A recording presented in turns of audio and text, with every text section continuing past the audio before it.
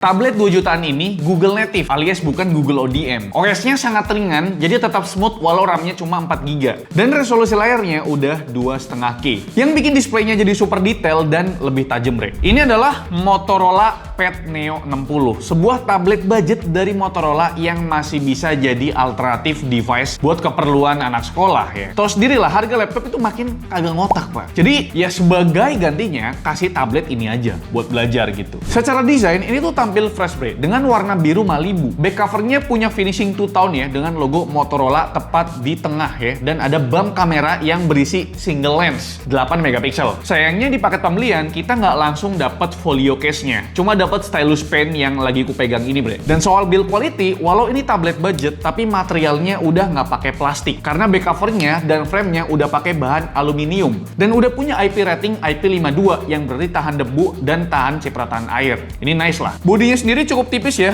ada di 7 mm dengan bobot yang masih terbilang ringan, nggak sampai setengah kilo, bre. Di frame atas ada volume button, ada lubang mikrofon, terus ada slot micro SD card buat storage ekstra. Terus di frame bagian kanan itu ada lubang speaker dan juga port Type-C. Kalau di frame bawah ada pogo pin buat koneksiin ke keyboardnya yang dijual terpisah, bre. Terus di bagian kiri tuh ada power button yang include juga sama fingerprint scanner dan lubang speaker. Karena memang tablet ini tuh punya quad speaker hasil tuningan dari Dolby Atmos, bre. Speaker di sini dapat nilai 7/10 dari Mas Bayu Banyuwangi. Itu selaku sound engineer-nya aku detek, bre. Defaultnya tuh jalan di preset dynamic yang menurut Mas Bayu Banyuwangi semua frekuensinya masih sedikit kurang. Kalau mau yang lebih balance, silahkan pilih preset musik yang balance ya. Itu udah better lah. Bikin speaker di sini dapat nilai 8/10 dari Mas Bayu Banyuwangi.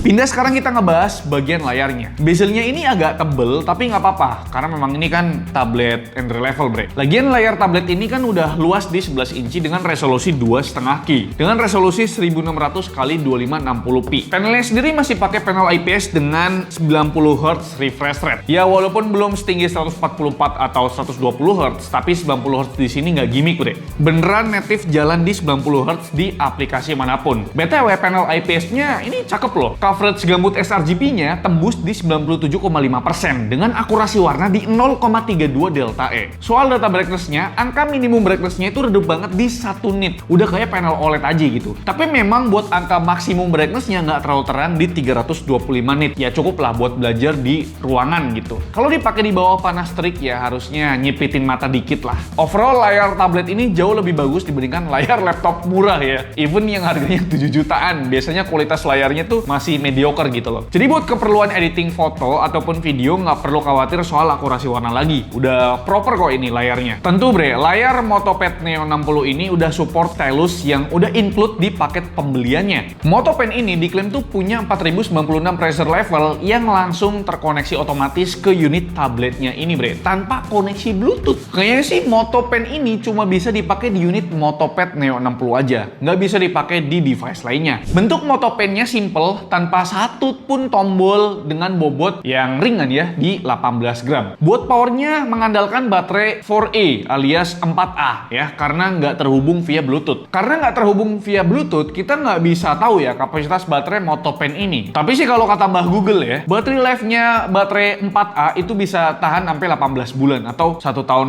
lah ya. Sampai lupa ini bakal diganti gitu loh baterainya. Mungkin tergantung pemakaian juga ya. Terus di unit Motopad ini sama sekali nggak ada area yang bermagnet biar bisa nempel di frame bodinya, bre. Jadi harus ekstra hati-hati biar nggak tercecer apalagi sampai hilang. Tapi, bre, kabar baiknya layar tablet ini udah support palm rejection. Jadi sentuhan telapak tangan kita pada layar nggak akan kebaca sebagai input, yang berarti nggak akan ngeganggu proses nulis pas pakai Motopad ini ya. Masih ngebahas Motopadnya, ada fitur yang menarik banget namanya Easy Jot. Bakal kepake banget kalau mau ngerevisi sesuatu. Misal revisi naskah, tinggal klik Easy Jot terus coret bagian yang mau direvisi. Tinggal di lebih safe. Nanti dia jadi gambar gitu. Jalanin circle to surf pakai Motopen ini juga seamless banget, bre. Overall buat Motopen ini ya asik lah. Buat bobotnya ringan, bentuknya slim, responnya satset, bahkan ada fitur kayak suara coretan pensil gini, bre. Jadi lebih real gitu loh. Kita lanjut ke bagian spesifikasi. Ini pakai SoC dari MediaTek yaitu Dimensity 6300 5G octa-core berfabrikasi 6 nanometer yang umurnya tuh baru 2 tahun, bre. Konfigurasi core-nya terdiri dari 2 big core Cortex A76 up to 2,4 GHz dan 6 little core Cortex A55 up to 2 GHz. Buat memori atau RAM-nya ada 2 opsi kapasitas, 4 GB dan 8 GB LPDDR4X. Storage-nya juga ada 2 opsi kapasitas, ada 128 GB dan juga 256 GB dengan interface UFS 2.2. Nice! BTW, unit tes kita kali ini adalah SKU yang paling basic, bre, dengan 4 GB RAM yang bisa di-expand pakai RAM virtual up to 7 GB ya. Dan storage-nya di 128 GB yang bisa di-expand pakai micro SD card. Kalau kalian masih punya atau tinggal beli lagi aja. Kalau dilihat dari konfigurasi core-nya,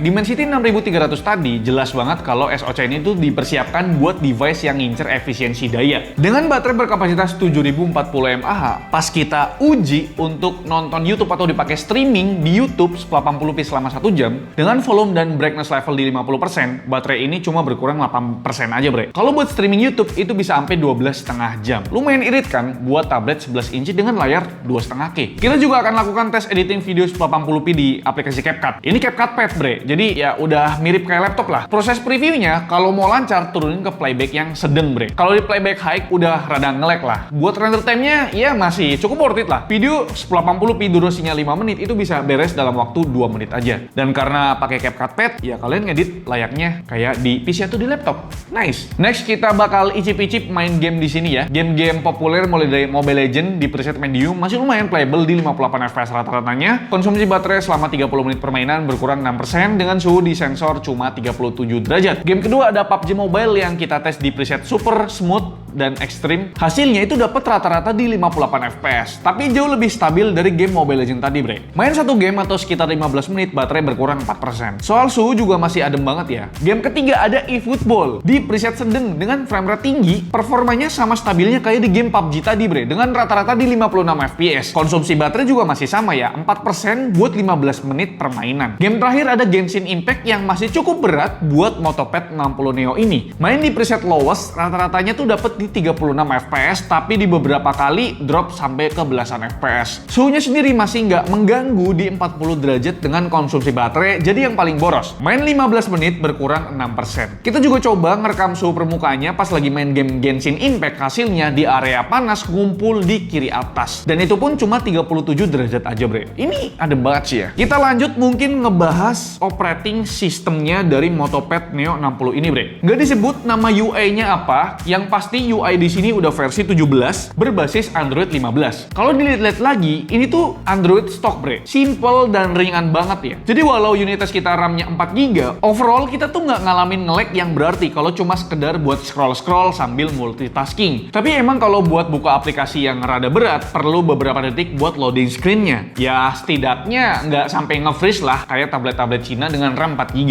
Tablet ini juga ada PC modenya, bre, yang surprisingly nggak ada penurunan performa dari mode Android biasa gitu loh. Ini buat buka 2 split screen dan 5 floating window pun nggak ada masalah, bre. Ini sih tinggal di pairing pakai mouse dan keyboard Bluetooth, udah enak banget buat dipakai belajar atau kerja. Apalagi ada fitur Smart Connect ya. Fitur eksklusifnya Lenovo Group buat nyiptain ekosistem antar device yang lebih seamless, bre. Fitur-fitur di Smart Connect ini contohnya bisa screen mirroring, cross control antar device, terus bisa jadiin kamera HP sebagai webcam biar makin bening. Sampai transfer file dengan sangat mudah pakai metode drag and drop kayak gini, bre. Sekarang kita mau mention hal-hal yang mungkin kelewat ya, mulai dari konektivitasnya. Sayangnya nggak bisa dipasang SIM card ya, padahal Dimensity 6300 udah support 5G loh. Jadi tablet ini mengandalkan koneksi Wi-Fi 5 dan Bluetooth versi 5.2. Terus soal kameranya, di kamera belakang ada lensa 8 megapiksel yang punya autofocus, sedangkan kamera depan ada 5 megapiksel. Keduanya bisa ngerekam video up to 1080p yang menurutku udah lebih dari cukup buat meeting online atau sekolah online.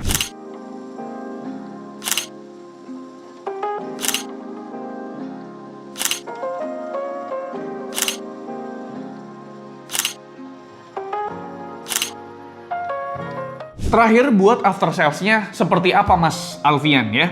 Motorola ngasih masa garansi selama 1 tahun carry-in buat Motopad 60 Neo ini. Karena udah under Lenovo Group yang terkenal punya after sales unggulan, harusnya kalian tuh nggak perlu worry atau nggak perlu khawatir lah sama produknya Motorola ini, bre. Dan sekarang kita masuk ke kesimpulan. Dengan harga 2,9 juta di era Ramageddon begini, menurutku Motopad 60 Neo merupakan tablet yang cukup solid lah. Daripada beli laptop dengan budget yang sama, ya jauh lebih baik ambil tablet ini, bre. Portabilitasnya jelas lebih praktis ketimbang laptop ya. Layar 11 inಚಿnya akurat, Motopadnya asik buat dipakai harian. Quad speakernya juga membantai speaker laptop murah. UI-nya smooth dan juga punya fitur PC mode dan Smart Connect buat menunjang produktivitas. Palingan minusnya tablet ini ada di Motopadnya yang nggak ada magnet biar bisa nempel di bodinya ya. Terus adapternya cuma dapat 20 watt. Itu aja sih minusnya ya. Jadi bre, Motopad Neo 60 ini bisa kalian beli di Motorola Official Store mulai dari Rp2.999.000 dan tersedia warna Malibu Blue dan lagi ada promo bundling back to school juga. Periodenya tuh mulai dari 1 Juni sampai 31 Juli 2026. Ya kalian bisa langsung cek aja, linknya ada di deskripsi video ini, bre. Jadi kira-kira itu ya, bre, untuk ulasan atau review lengkap dari kami mengenai Motopad 60 Neo ini. Gimana menurut kalian? Coba tulis di kolom komentar. Like video ini kalau kalian suka, dislike kalau Alfian jelek banget, dan jangan lupa untuk tekan tombol subscribe yang warna putih karena bukan warna merah lagi. Saya Alfian Slakos di channel Mucukam. Terima kasih, sampai jumpa di video selanjutnya. Bye-bye.